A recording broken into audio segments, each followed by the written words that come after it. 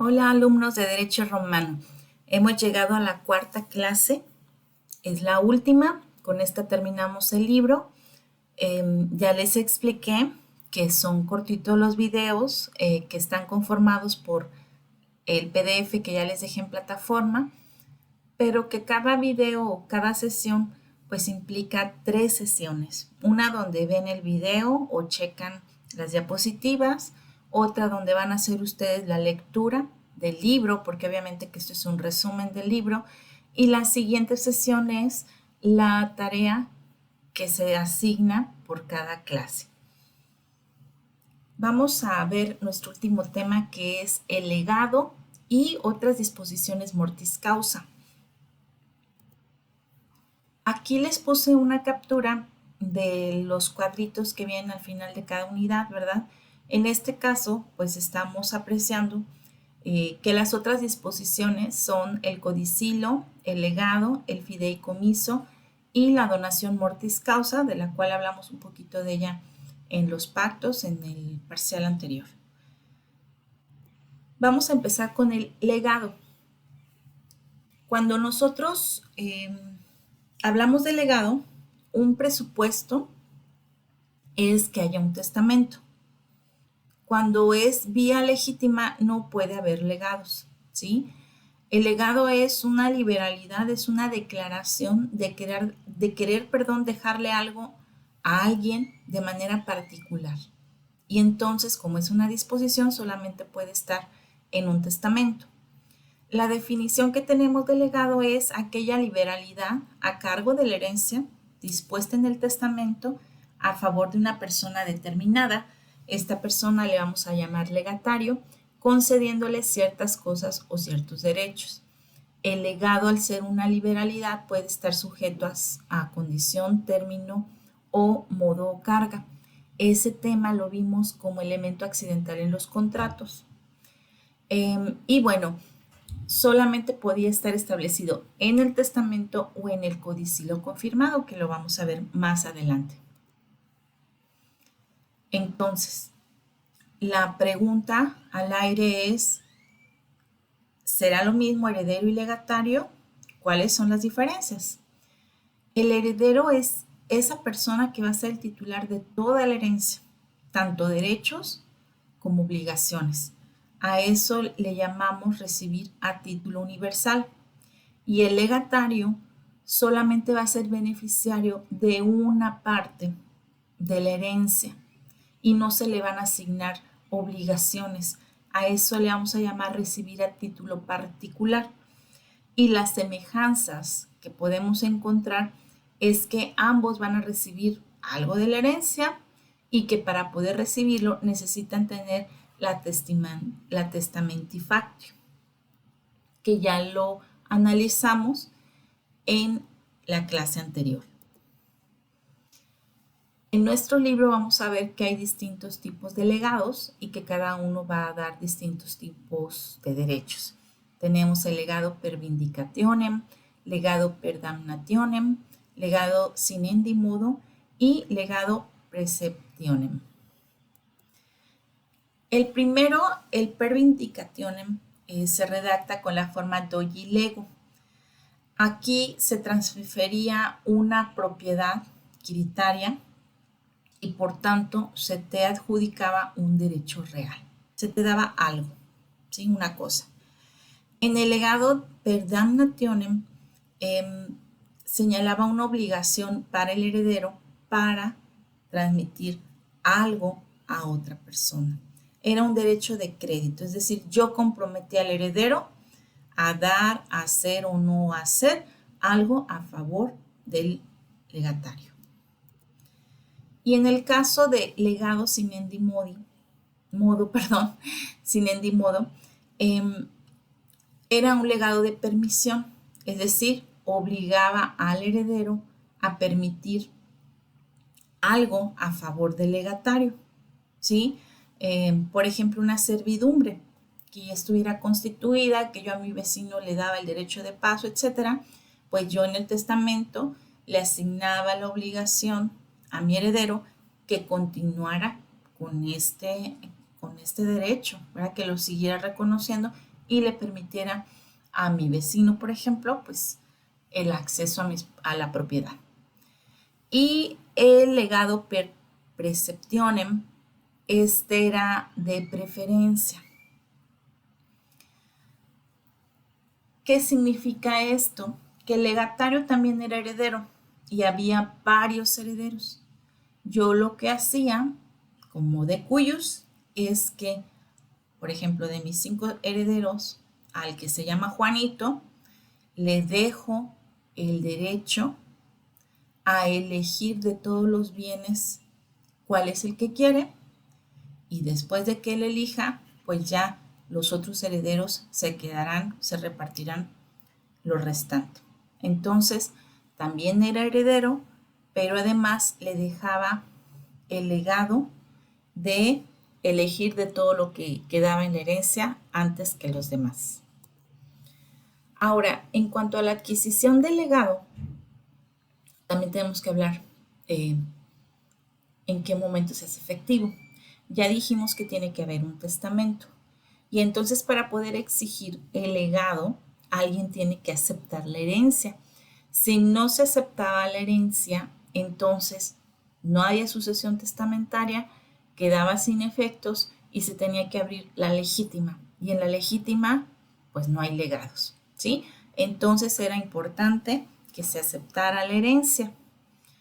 Y también hablamos de 2 momentos, cuando se adquiere, se acepta la herencia, y cuando se adquiere el legado al cumplir la condición, que pudo haber estado sujeto a condición. ¿Cómo puede ser invalidado un legado? Bueno, esto es como una cadenita de consecuencia. Si el testamento era invalidado, entonces podía también quedar sin efecto el legado. Podía ser la invalidez desde un inicio o posteriormente. Desde un inicio, cuando el testamento no cumplía con las formalidades exigidas, o bien el legatario no tenía la testamenti factio, y entonces por tanto era imposible otorgar ese legado o inmoral. O bien que lo que te habían dejado ahora estuviera fuera del comercio y por tanto no podía entregarse. Y en el otro caso es cuando en un inicio es válido, pero posteriormente ya no, porque el testador revoca el testamento o el legatario fallece antes de poder adquirir el legado. Ahora, hubo una práctica que también le molestó a los herederos al momento de considerar legados. Vamos a suponer que en dinero actual o posesiones actuales, la herencia se conforma de 5 casas y las obligaciones corresponden al valor de 4 casas. ¿Sí? Mi ganancia sería una casa y resulta que ahí me dejan como heredera, pero le dan en legado a 2 personas 2 casas o 3 casas. Entonces, ahí aparentemente a mí como heredera no me parece, porque entonces ya no, me están dejando en una situación de insolvencia sus legados para hacer frente a las obligaciones. Así se dio muchos casos en aquella época y entonces las leyes en el marco jurídico se buscó restringir ese acto de liberalidad de otorgar legados sin afectar a los herederos. Entonces aquí podemos mencionar 3 leyes importantes. La ley Furia, que señaló un máximo de el equivalente a dinero de lo que se podía dejar en un legado, que no podía exceder a esa cantidad. Aquí nos habla de 1000 haces. En cuanto a la ley Boconia, señaló que el legatario no podía recibir más dinero que un heredero o los herederos en total.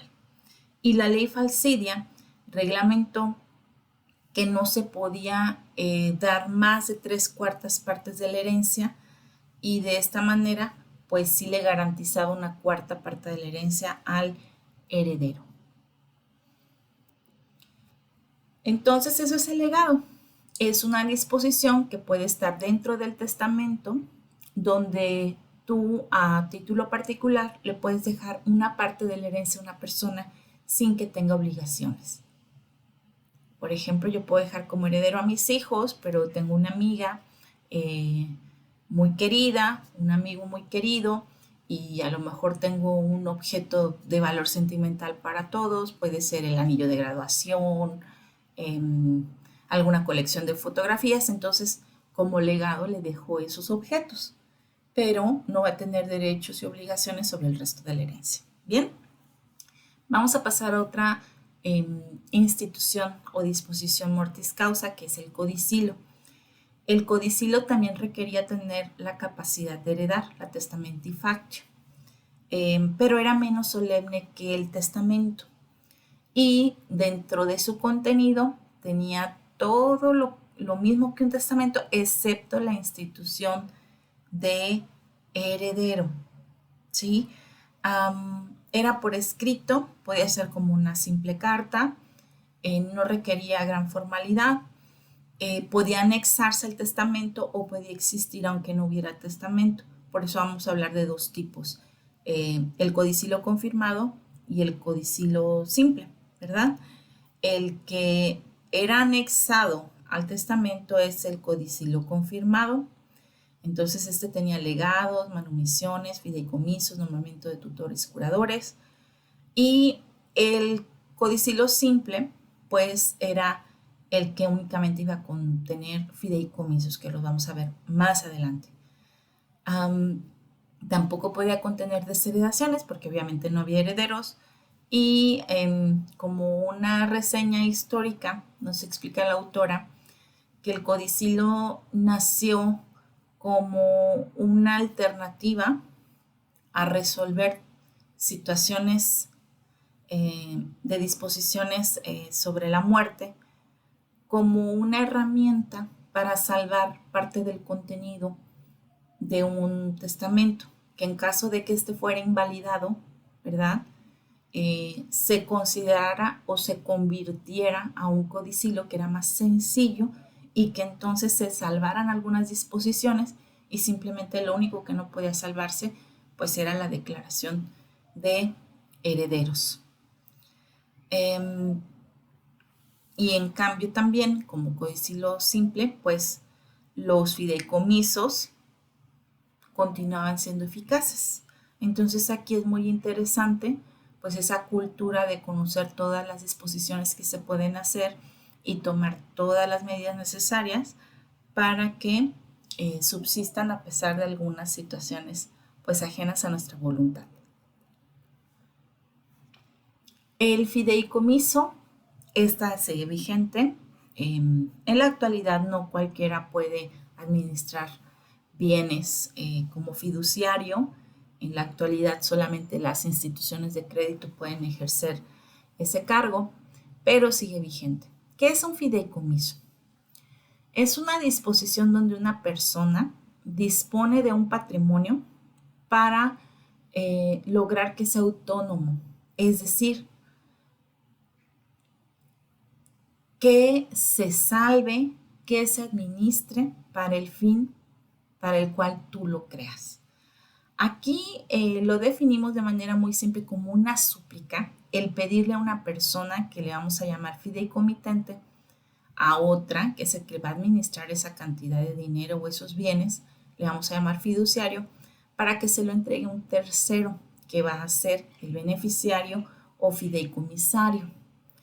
Esa tuvo una gran utilidad porque permitía entregarle algo a alguien que no tuviera la capacidad de heredar, ¿sí? Que no tuviera la testamenti factio.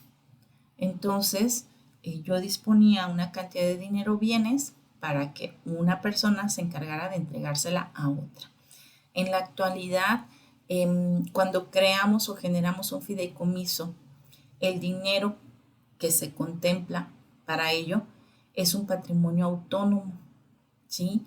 Y solamente se va a poder utilizar para lo que fue creado el fideicomiso. Entonces, es útil porque, por ejemplo, si yo le dejara mi herencia a mi hijo, no sé, que todos mis ahorros o los bienes que tuviera le digo que se los dejo porque quiero que termine la escuela o que estudie una carrera, etcétera, pues yo le estoy diciendo mi voluntad, pero no lo estoy sujetando a una obligación. Y finalmente, al ser su patrimonio, pues él podría decidir gastárselo en lo que quisiera. En cambio, si yo constituyo un fideicomiso donde se constituye por todos los bienes que tengo, ¿verdad? Entonces, la persona que va a administrar esos bienes se va a encargar de entregarle el dinero necesario para la educación y se va a encargar de vigilar que efectivamente le está gastando para la educación. Esa es una de sus grandes utilidades y es por eso que sigue vigente y se sigue desarrollando. El fideicomiso pues podría ser particular o universal, es decir, de parte de la herencia o toda la herencia. Y se podía favorecer para las personas que no tenían capacidad para heredar. Y la última disposición que tenemos es la donación mortis causa. La donación la analizamos en el segundo parcial como un ejemplo de fuente de obligación que son los pactos. En la donación ya dijimos que es el empobrecimiento de uno que tiene el ánimos, la intención de favorecer o enriquecer a otro sin que haya una ventaja económica para el primero. Entonces, en la donación mortis causa se llama así porque solamente va a surtir efectos si quien hace la donación fallece en ese intervalo de tiempo. Esta figura nació como un mecanismo para salvaguardar la última disposición de una persona que estaba en peligro inminente de muerte y que no hubiera hecho testamento, que se le permitiera decir su última voluntad y de esta manera se hiciera una transmisión de derechos o obligaciones a otra persona. No es un testamento, pero si la persona sobrevivía y pues ahora sí que se liberaba de ese peligro de muerte, la donación que yo había hecho quedaba sin efectos. Solamente era en caso de que yo falleciera ante ese peligro inminente de muerte. Pasado el peligro, queda sin efecto y la persona aún conserva sus bienes. Porque si yo hubiera hecho la donación porque pienso que me voy a morir y a la mera hora no me muero, si fue una donación normal, pues la donación queda perfecta, ¿verdad? Entonces, es importante también conocer pues los mecanismos o en qué casos procedía hacerlo. Y su utilidad era que no te pedía ninguna formalidad, como vimos, toda la solemnidad que pedía la elaboración de un testamento.